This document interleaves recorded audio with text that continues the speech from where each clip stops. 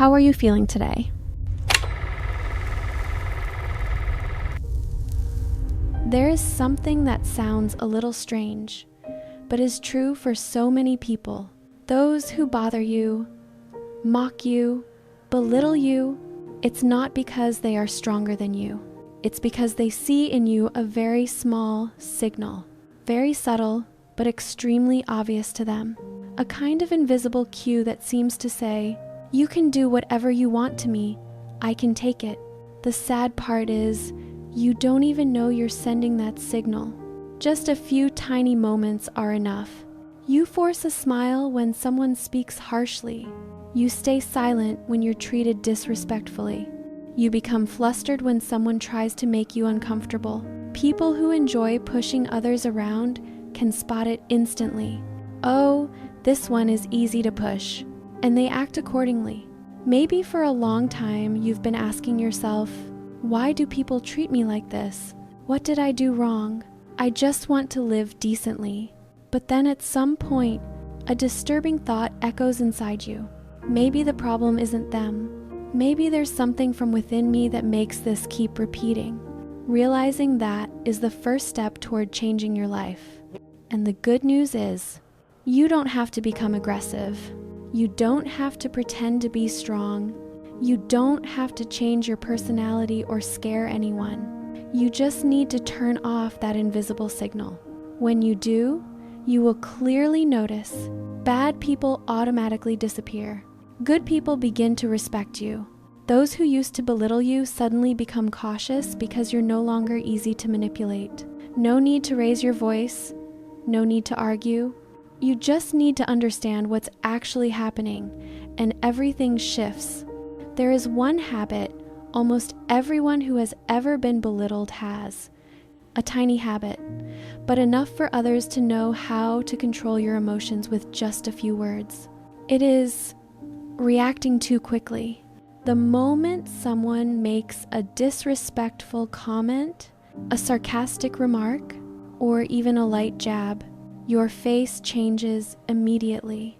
Your heart beats faster. Your voice trembles slightly. You rush to explain, rush to defend yourself, and rush to prove you're not wrong. And the moment you react like that, you have placed your emotions in their hands. No yelling needed. No touching required. With just one sentence, they can throw you into chaos. Toxic people are very good at noticing this. They observe you the way a chess player notices a weak spot on the opponent's board. When you react too fast, they instantly understand just a small poke, and you wobble. What's scarier is this. Quick reactions give them a sense of victory, like a game where their reward is your confusion, fear, or hurt. And the more they see you react, the more they want to try again. But the truth is, you are not weak. You just have never learned to give yourself a pause before emotions flare up. A tiny pause, but enough to reclaim control. We often think strength lies in responding quickly and sharply, but in human interactions, true strength lies in the ability to not react immediately. When you stay calm in the exact moment they expect you to lose control, the dynamic reverses, not because you say something better, but because you don't give them what they want, your chaos. From that moment, you begin to take back authority over your emotions, and for the first time, they sense you are no longer someone who can be pushed around. There is something so simple that many people won't believe it when they hear it, but powerful enough to completely change how others treat you. It is the 3-second pause, just 3 seconds. But it creates a clear boundary between being controlled and controlling yourself. Next time someone tries to provoke you, drops a belittling comment, or pushes you into a defensive position, don't react immediately. Don't rush to correct them. Don't rush to explain. Don't rush to defend yourself. Just pause, quietly count in your head, 1, 2, 3. In those 3 seconds, 3 things happen. Your emotions settle down, no longer easily pulled around. Your brain has time to distinguish truth from noise, time to see whether what they said is even worth your concern. Their mind begins to scramble because they don't get the reaction they were waiting for. And when you look up and calmly say something simple like, "Okay, I see, that's fine," no sarcasm, no pushback, no attempt to look strong, just calmness. What unsettles them isn't what you say, but the fact that they can't touch your emotions. In life, there are people who don't seek logic. They seek reactions. And when you no longer give them that reaction, every invisible attack immediately loses its power. From that moment on, you step out of your old patterns and into a state where others can no longer seize your emotions with just a few words. There is something very subtle that most people never notice. The more you explain, the more others assume you're guilty. Not because you did anything wrong, not because you truly deserve blame, but because of your tone, your urgency, and your fear of being misunderstood. You look like someone begging for approval. Human psychology works fast. The longer you talk, the more reasons you give, the more details you offer. The fewer people hear your content. What they hear is one message: "I'm not sure of myself, please agree with me." That's why strong people don't use 10 sentences to prove they're right. They use just one, short, clear, and decisive, because that's my choice. Then they stay silent. No further justification. No attempts to please. No attempts to make everyone understand. And the strange thing is, when you stop explaining, the atmosphere around you changes instantly. People who respect you accept that answer naturally. But those who don't respect you become irritated, pushy, and probing. Yet that discomfort reveals something important. They never needed an answer. They needed a sense of control. But you no longer want to live in a system where you're controlled. When you stop explaining, you not only reclaim your dignity, you show others that you are someone who stands firm in your choices, without trembling, without bending, without waiting for permission. And from that moment on, others are forced to reconsider how they speak to you. Something interesting happens the moment you stop explaining every decision you make. You no longer need to look for toxic people. They reveal themselves on their own. When you speak briefly and clearly, and without trying to convince anyone, the world around you splits itself into two groups, so clearly that you can't miss it. The first group is those who genuinely respect you. They accept your short answer naturally. They don't need further clarification. They don't treat your decision as a problem. In fact, to them, the way you stand firm in your choices makes you more trustworthy. But then there's the second group, those who begin to feel annoyed, those who want you to elaborate, those who repeatedly ask, "Why? But what's the reason? Can't you explain more clearly?" Not because they truly care, but because they're used to having the right to force you to explain, used to seeing you waver when questioned, used to treating your emotions as something they can control. And when you no longer react the way you used to, they become confused, they feel deprived, they become angry. All those reactions reveal their true nature more clearly than ever. This is when you finally understand something important. You were never lacking respect. You were lacking boundaries. And when you build boundaries with calmness, with clarity, with the sentence, "Because that's my choice," anyone who doesn't respect you exposes themselves automatically. This doesn't cost you any relationship that truly matters. It simply causes unhealthy ones to naturally fade out of your life. And from here, you begin to see something you've always felt but could never name. Those who genuinely value you never need you to prove you're right. And those who want to control you, they're the ones who always need you to explain. There is a truth that, when looking back, many people find painful, but it is the most crucial piece to understand why they were disrespected for so long. It is this: you allowed others to treat you badly without any consequences. Not because you wanted that, not because you liked being at a disadvantage. It's just that you thought, forget it, let it go so I can feel at ease. You thought you were being generous. You were afraid of making things complicated. You didn't want to upset anyone. And then small things became familiar things. Familiar things became things people felt allowed to do. One day, it becomes someone else's habit. They look down on you without a second thought. They speak to you in a disrespectful tone. You let it go. They cancel plans at the last minute. You say, it's okay. They hurt you in front of others. You hold it in to keep the peace. They make you feel unimportant. You reassure yourself, maybe they're just busy.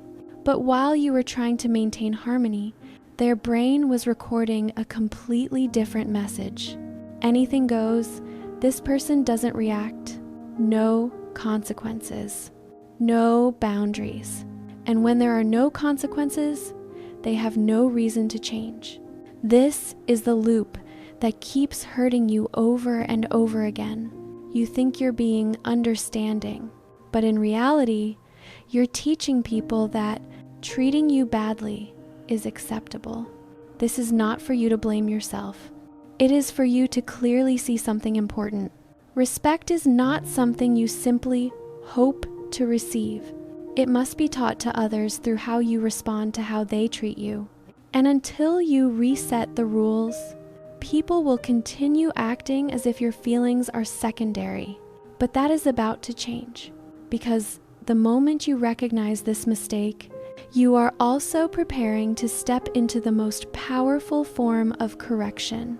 Without raising your voice or hurting anyone, when someone treats you badly, most people instinctively choose one of two options.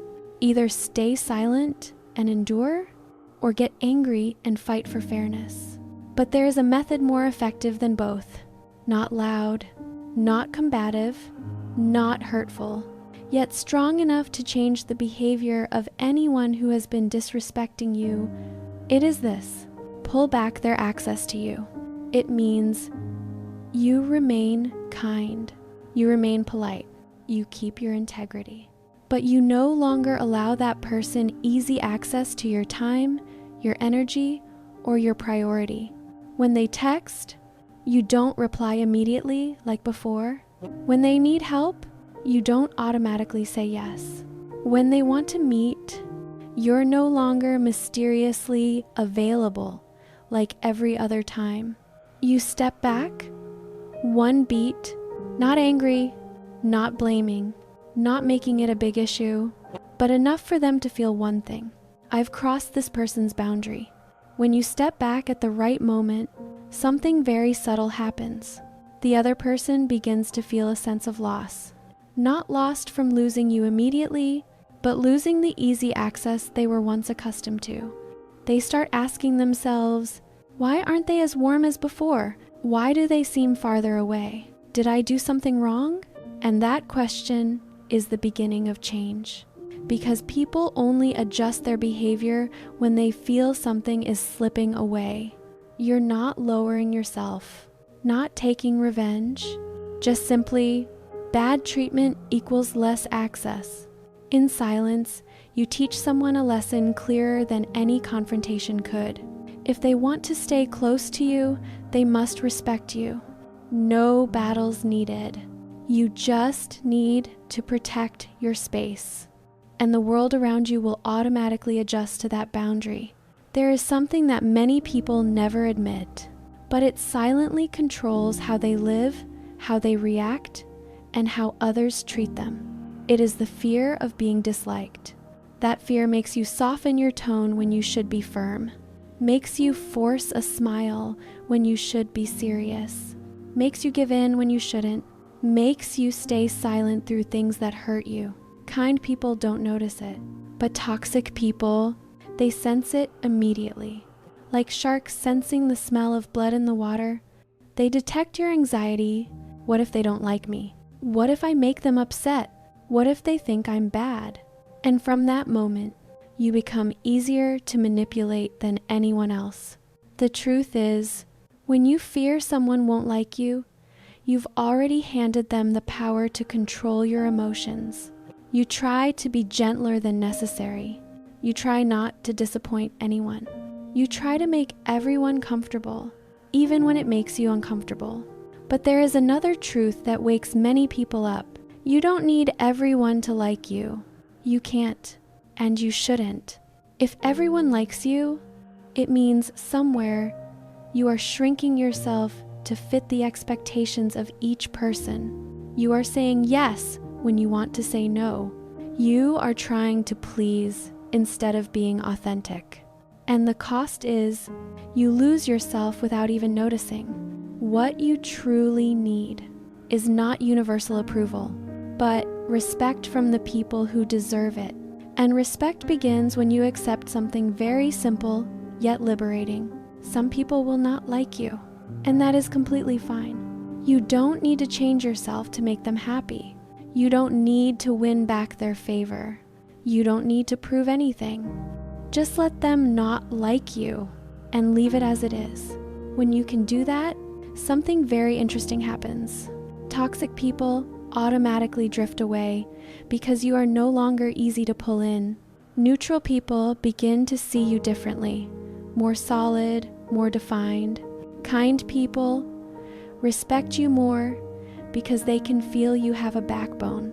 From here, you step out of the most vulnerable zone in your life, the zone where your emotions depend on who likes you and who doesn't. And once you leave that zone, no one can use their dislike to control you anymore. There is a form of strength that needs no display, no proof, no raised voice. Yet everyone feels it the moment they stand next to you. It is the calmness you have when you are fine on your own, not pretending to be okay, not acting strong for others to see, but truly feeling grounded without needing anyone beside you to validate your worth. When someone reaches this state, every interaction around them shifts in subtle ways. You are no longer the one who always texts first, no longer the one trying to keep a relationship that is fading, no longer be the one forcing a connection when you're the only one putting in effort. You begin spending time on yourself, the things you enjoy, the habits that make you feel aligned with who you are, the things you once abandoned because you were too busy chasing others. And then something unexpected happens. People notice. Not because you disappear, but because you no longer stand in the position of giving unconditionally like before. Those who relied on you because you were easy fade away like smoke. Those who once underestimated you become confused because you no longer revolve around them. And most importantly, those who truly value you will step forward on their own. They will be the ones to message first. They will be the ones to suggest meeting.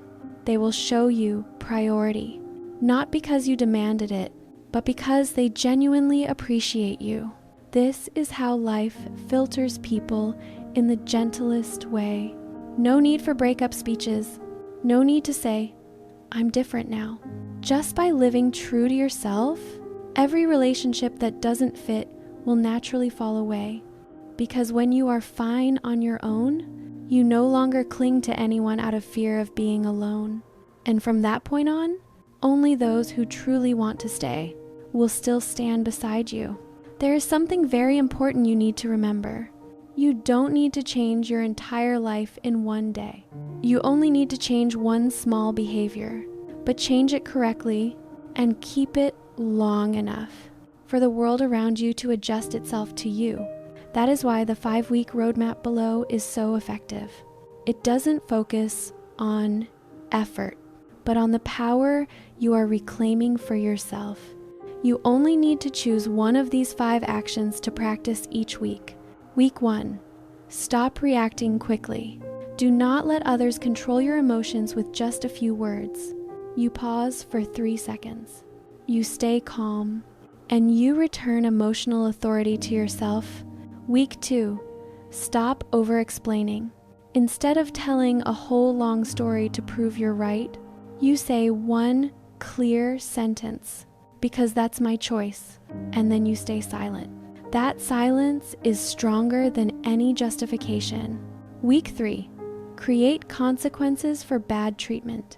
You don't take revenge, don't get loud, and don't argue. You simply pull back access, less presence, less giving, less availability. People understand on their own that they've gone too far. Week 4, accept that some people will not like you, and that is completely normal. When you no longer fear being disliked, no one can control you through their disapproval. Week 5, learn to be truly fine on your own, not lonely, self-sufficient. When you feel steady without needing anyone beside you, only those who are genuine will remain in your life. What happens after these 5 weeks is obvious yet deeply transformative. Some people will treat you better. Some people will step back, more cautious. And some will disappear. That isn't frightening. It is the rearrangement of your life. So those who should stay will stay, and those who don't deserve it will leave on their own. There is no confrontation, no announcement. You simply become stronger quietly. And that quiet strength forces the entire world to change how it treats you. This journey doesn't turn you into someone else. It simply returns you to the version you were always meant to be. A person who is not easily controlled, not easily underestimated, and not easily hurt by things you never deserved to carry. And once you reach this version of yourself, you will understand that respect is not something to beg for. It is something built from the way you walk through your own life. And that's the content of this episode. If you feel a sense of resonance with these reflections, don't forget to follow the channel and stay tuned for the upcoming episodes. See you soon. Bye.